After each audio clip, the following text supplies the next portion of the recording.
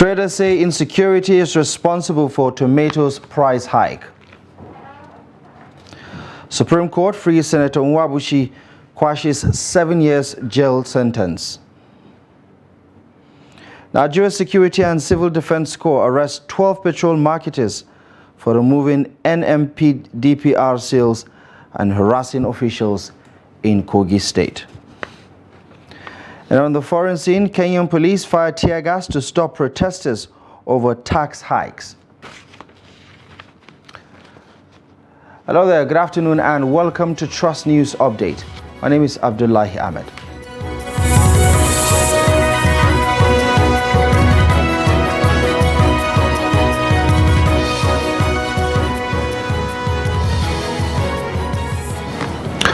We start the news in Kaduna, where the price of tomato continues to skyrocket across the markets as lack of technology, weather condition, and a lack of basic knowledge of farming, especially by peasant farmers, are some of the contributing factors that have been identified limiting tomato production in Nigeria.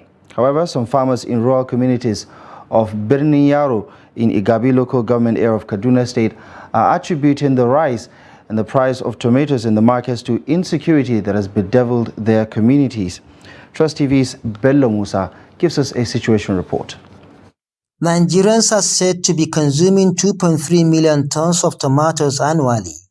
However, the recent scarcity of the produce made the price of a basket of tomato to skyrocket in the market. Though the price has reduced significantly, yet the price is still high in the Kaduna metropolis, with the basket of UTC sold at 38,000 naira, while acre, as they call it, is still sold at 43,000 naira per basket. The price of tomatoes skyrocketed because we sold a basket of tomatoes at the rate of 30 to 50,000 naira, depending on the species of the tomato, but it is beginning to come down now. It's located at the agrarian community of Birnin Yaro, and it is used to be a beehive of activities, with farmers bringing their tomatoes to sell to traders for onward distribution to different parts of the country. However, the scarcity and the cost of the tomatoes makes the market very scanty, and the farmers are attributing it to disease on the farm and insecurity in the area. We hardly get up to 1 million naira from the tomatoes after spending 2 to 3 million naira in the farm due to diseases during the rainy season. We can't go to farm due to insecurity.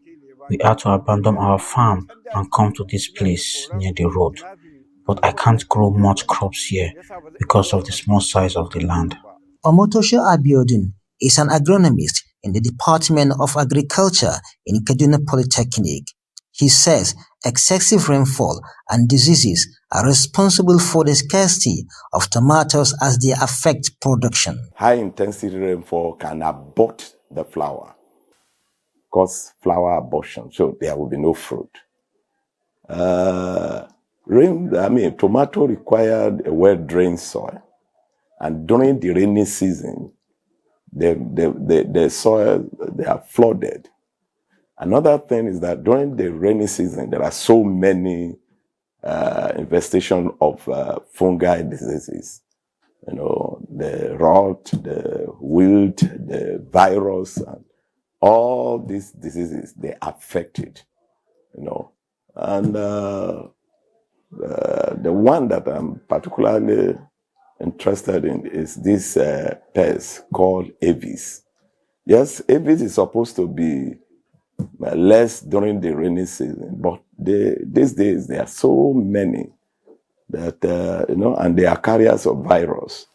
Omotosho allays the fears of farmers who recorded damages during the rainy season, as he assures that they can produce large tomatoes in the rainy season by using greenhouse technology, which can address the scarcity of the product in the rainy season. Weeds. There are so many weeds. As a result of the water being abundant, weeds comes up and compete with your tomato. So rainy season is not quite a favorable place, except you are using the greenhouse. where you can control all these factors. You know, if you are using greenhouse, or you can control the coming in of some of these pests, you can control the amount of water you are giving in. You can control so many. You can even control the soil, because you know the soil that you put in the greenhouse. You know, so because of these few things, you have limited tomato and the technology. The large percentage of the tomatoes that Nigerians are consuming is coming from rural communities. For an improved production of tomatoes, the farmers in Birnin Yaro are therefore appealing to government to provide them with modern methods of farming and also stop kidnappers and other criminal elements hindering them from accessing their farms. Bello Musa, Trust TV News, Kaduna. Now, 5 weeks after the announcement of subsidy removal by President Bola Tinubu, Nigerians are still struggling to adjust their lifestyle to fit the current economic realities in the country. Trust TV's Chamun Dabeng reports that Nigerians have had to make significant cuts in their expenditure on a daily basis in order to meet the exponential rise in inflation in the country that has also increased the cost of transportation. A report. The subsidy removal policy has been often described as a funds guzzler and a platform for corrupt practices, making its subsequent removal imperative to aid the growth of the Nigerian economy. However, the changes brought on by the removal of the subsidy policy has multiplied the hardships that Nigerians have been facing over time. The country in the last year has seen several hikes in the Consumer Price Index, which as of May 2023 sits at 22.41%, while food inflation is 24.82%. As the price of goods and services continue to increase, Nigerians are forced to make difficult adjustments to their lifestyle. We are suffering. Nigeria is suffering. Like me now, I don't retire. I'm finding it very, very difficult to feed. Yes, I make an adjustment because anything when I'm buying now, I will share it. I will buy 1/5 of it, and with the higher price. Yeah, my movement reduced. Now I'm doing from my house to my office to my children's school. Three movements from my house to my office to my children's school, which is crazy. You can't visit anyone. Even now I'm in the market, I came to buy. Prices of things are crazy. Imagine somebody who is earning 35,000 naira, is paying a transport of 1,000 naira, let's say every week. I was living in where I was paying, I think, 70,000 naira. I've now moved to where I'm now paying 50,000 naira for a rent. So several experts have predicted that the trend will continue upwards, with the Bank of America predicting that Nigeria's inflation rate may reach 30% in 2023. The World Bank also predicts that 7.1 million Nigerians may be pushed below the poverty line. While economist Aliyu Audu lauds Nigerians for being able to handle the subsidy removal, many, however, wonder what can be done to ease the struggles of the vast population. Let's look at what the government has promised and is going to do. We know that the government is about less than 2 months old. So I'm not sure if they can do any magic immediately. Now, they have promised that they are going to increase the minimum wage in line with the subsidy removal. They have promised they are going to bring in palliatives in terms of buses, electric buses, mass transit buses, to help workers move from one point to another at a subsidized rate. Nigerians and some experts are calling on the federal government to address the situation to avoid further consequences on the country. Chamun Dabeng, Trust TV News, Abuja. In other news, the Supreme Court of Nigeria has quashed the conviction of Senator Peter Nwabushi and is sentencing to 7 years imprisonment for offences of fraud and money laundering. The Apex Court ordered his immediate release from Ikoyi Prison in Lagos, where he is currently being detained. In a judgment delivered on Friday, the Supreme Court also freed the two companies, Golden Touch Construction Project Limited and Swimming Electrical Limited, tried with him on a 2-count charge brought against them by the Economic and Financial Crimes Commission, EFCC. In a split decision of 4-1, the Supreme Court set aside the judgment of the Court of Appeal in Lagos, which had reversed their discharge and acquittal by a federal high court in Lagos. In a lead judgment by Justice Emmanuel Agim, the Apex Court held that Senator Nwabushi and the two companies were unjustly and maliciously prosecuted by the EFCC for committing no offenses known to the law. It faulted the EFCC for subjecting them to needless criminal trial in relation to civil transactions. EFCC had accused Nwabushi and his companies of illegally acquiring a property named Guinea House in Marine Road in Apapa, Lagos State for 805 million naira, property said to be belonged to the Niger Delta State, to the Delta State government. The anti-graft agency had claimed that part of the money paid for the property was transferred by Sumin Electrical Limited on behalf of Senator Nwabushi and Golden Touch Construction Project Limited, adding that the funds were believed to be proceeds of their illicit activities. A Kwara State High Court, presided over by Justice Tawhid Umar, has denied one Dr. Joseph Ayodele bail. Ayodele was accused of sedating and raping a nurse in his hospital. He was arraigned on a 3-count charge of conspiracy to obtain money by false pretense, obtaining money by false pretense, and rape. The offenses are punishable under the Advance Fee Fraud Prohibition Act and Violence Against Persons Law of Kwara State. He pleaded not guilty to all the 3 charges when read to him in the court. While ruling on the bail application by the Defense Counsel on health grounds, Justice Umar says there is no sufficient evidence to prove that the accused is unfit to stand trial.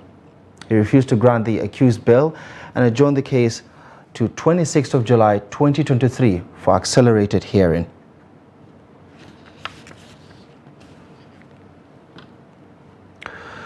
The Delta State Police Command has paraded several suspects for various crimes, including a pastor for alleged human trafficking. Jonathan Awanyai reports that the state's Commissioner of Police, Wale Abbas, stated this while briefing newsmen at the command's headquarters in Asaba. The report.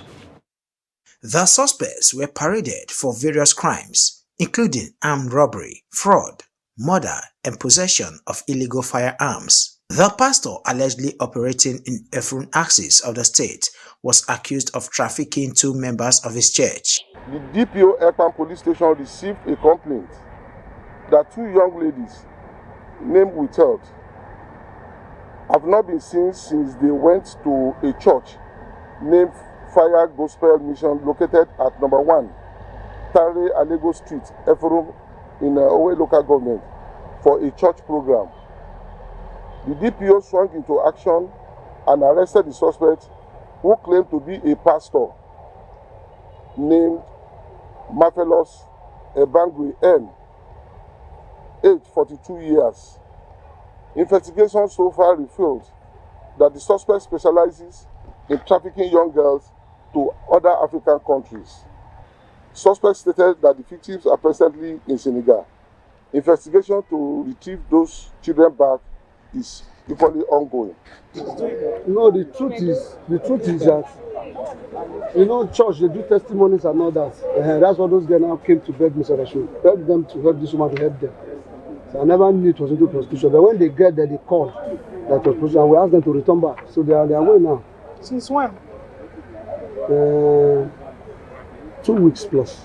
And they are still on their way? Yeah. I say I do for 1 month. But why I did it, they duped me 2.8 million. So along the line, yesterday, I said, let me operate in Asibadu to sit at home and furniture. And I now get to 1 girl. After everything, she said she had 24,000. I collected the money. Along the line, I turned and come back and give her the money back. Now, the gun with the see from my husband compound with the Igbo. The market. Inside the compound, they go inside the compound because the place deal with bush inside the compound. But my store na Igbo. Mercedes-Benz SUV stolen from a car stand in Abuja was recovered in Delta State. The suspects are still at large. The commissioner warned officers to beware of crimes, as those found wanting will face the wrath of the law. Area of responsibility, while admonishing them on the need to remain committed to their primary duties, which include protections of lives and properties, maintenance of law and order, etc., and to always lecture their men to be civil when dealing with members of the public, because command under my watch will deal decisively with any erring officers. The CP assured Deltans of a safe environment to go about their lawful business. Jonathan Anwaye, Trust TV News, Asaba. Now, the Nigeria Security and Civil Defense Corps, NSCDC, has arrested 12 petroleum marketers for removing the sales belonging to the Nigeria Midstream and Downstream Petroleum Regulatory Authority, NMDPRA, and also harassing the agency's surveillance team in Kogi State. The NSCDC operatives in Kogi made the arrest on Friday when they went round in collaboration with the agency's surveillance team to check the activities of some petroleum marketers whose filling stations were sealed off for operating illegally. NMDPRA in Kogi State last month shut down over 50 filling stations for under-dispensing and operating without NMDPRA's storage and sale licenses. Speaking on the recent arrest, the NSCDC spokesperson, Alex Agiri, says the suspected marketers were arrested in Lokoja, Ida, Angba, Aingba, and Ajakuta areas of the state. Agiri noted that the arrest should serve as a strong warning to other marketers in the state, stressing that the NSCDC will work assiduously with the NMDPRA towards making sure that illegal marketers involved in cutting corners are brought to book. Elsewhere, former Ekiti State Governor Ayodele Fayose on Thursday met with President Bola Tinubu at the Presidential Villa in Abuja.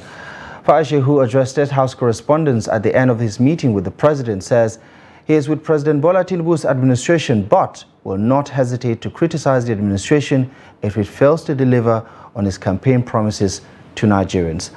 Fayose lauded the steps taken so far by the Tinubu-led administration. May I say to you, sir, ladies and gentlemen of the press, let me tell you, if Asiwaju turns back on his promise, all he said when he was campaigning, I will be the first to talk. I am not timid, and I don't shy away from facing challenges. But the man I have seen today, I don't eulogize and I don't praise to curry favor. I am no more a small boy. Let me tell you, the man I saw today, and for the actions we have seen, means well for Nigeria. But if there's any reason to derail, it will not be deliberate. And we will all be able to draw his attention to his brief as the President and Commander-in-Chief of our country. Let us be optimistic, let us be hopeful, and let us believe that there will be a turnaround. We're watching the news update on Trust TV. Still to come, we take a look at how water scarcity is providing employment. Details on this and many other stories coming up ahead after the break.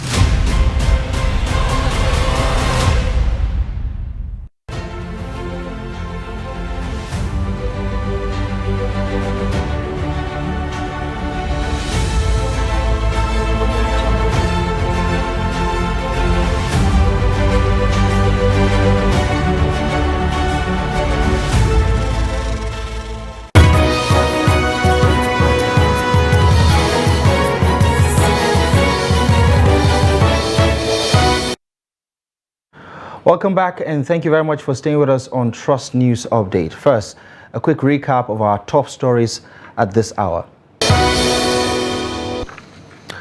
Traders say insecurity is responsible for the rise in the price of tomatoes in the market. Supreme Court frees Senator Nwabushi quashes his 7 years jail term sentence.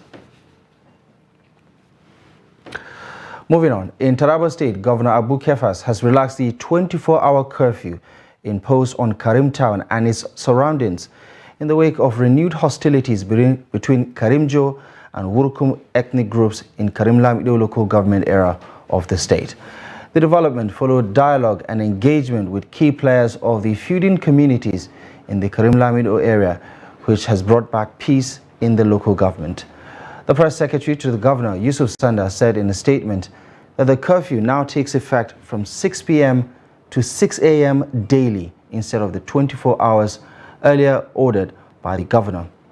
He said it was noticed that tension was doused in the area, hence the need to relax the curfew. The statement further stated that the curfew was relaxed by 12 hours as a result of the peace that has returned to the area following dialogue initiated by the governor between the two warring communities.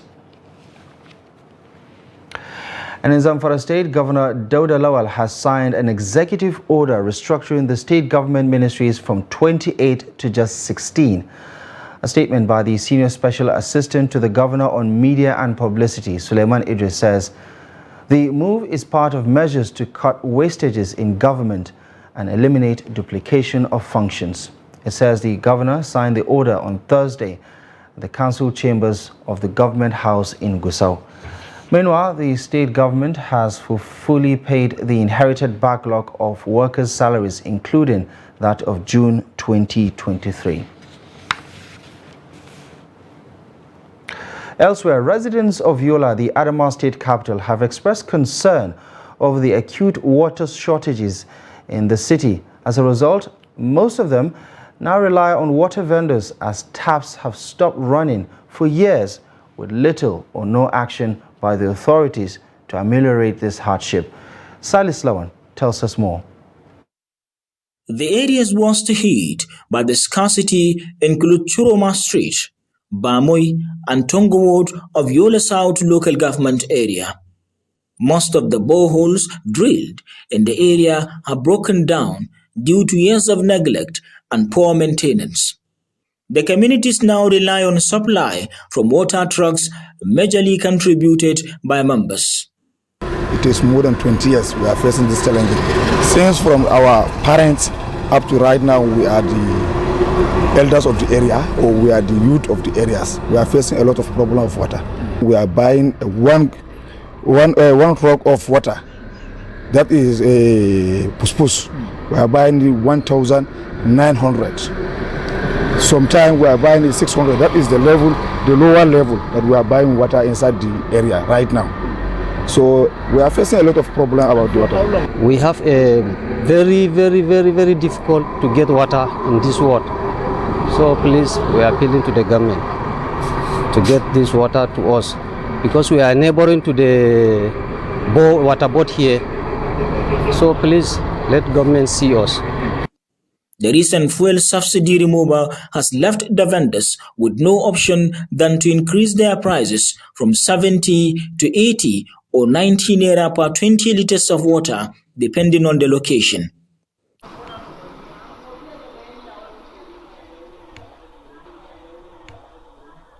The vendors are making bricks businesses due to the growing demand of their services. Anan shagari na diba zan kai Sokoto Street bisa ga inda za ka yi ne yanzu kaman daga nan zuwa inda za mu kai Sokoto Street nan 1500 ne. I used to deliver it to my customers. In fact, for me, this is one of the best business I can do. I make about 7,000 to 8,000 a day as a result of the rise in patronage. Muna liba muna kaiwa. Mun kai mafi yawanci muna kaiwa bashi ne. The business is lucrative, but sometimes we do supply water for a whole month without being paid by some of our customers. But one good thing is that I enjoy doing the business. Wanda ya fito nema kamin ya samu na biyan bukatansa This job pays my bills and that of my family, which makes me the breadwinner. Children's school fees, hospital bills, and house rent are all taken care by my job. They urged the state government to rehabilitate the Yola water treatment plant and upgrade the reticulation system to enhance water supply in the area as well as access to potable water in Yola and its environs as part of mitigation plan. Silas Lawan, Trust TV News, Yola. Let's turn our attention now to developments on the international scene, and we start in Kenya as the police have fired dozens of tear gas canisters into crowds of thousands of opposition protesters on Friday as they attempt to march into the main business district of the capital to protest over tax hikes. Protest leader Raila Odinga called the protest to oppose tax increment that have been imposed at a time when many are already struggling with high price of basic commodities such as maize flour. Kenya's High Court ordered that the tax hikes be suspended by the government, but the government has raised petrol prices, leading to a further court challenge. Raila Odinga addressed a crowd of about 2,000 supporters at an open-air ground just outside the main business district at lunchtime. He accused the government of failing to tackle the high cost of living, poaching opposition lawmakers, and unilaterally reconstituting the election commission. It says they would then march to another park in the main business district. But police started firing tear gas to stop the crowd, some of whom threw rocks at the police before turning back. Television news channels also showed footage of police firing tear gas canisters to disperse protesters in the port city of Mombasa and other towns, including Kisii in the west. President William Ruto's government says the tax hikes expected to raise an extra 200 billion shillings, which is equivalent to $1.4 billion a year, are needed to help deal with the country's growing debt payments and fund job initiatives in the country. And in France football star Kylian Mbappe arrived Cameroon to an ecstatic welcome from fans on Thursday for a visit that includes charity work and deaf children and a trip to his father's home village. Smiling widely, the footballer waved to the crowd, who were kept at a distance by police before being whisked away in an SUV with tinted windows. Well, Alessi visited. Well, that's about it on the news update at this hour. Feel free to follow us across social media to stay in touch with all our contents. My name is Abdullahi Ahmed. Thank you for your time and company.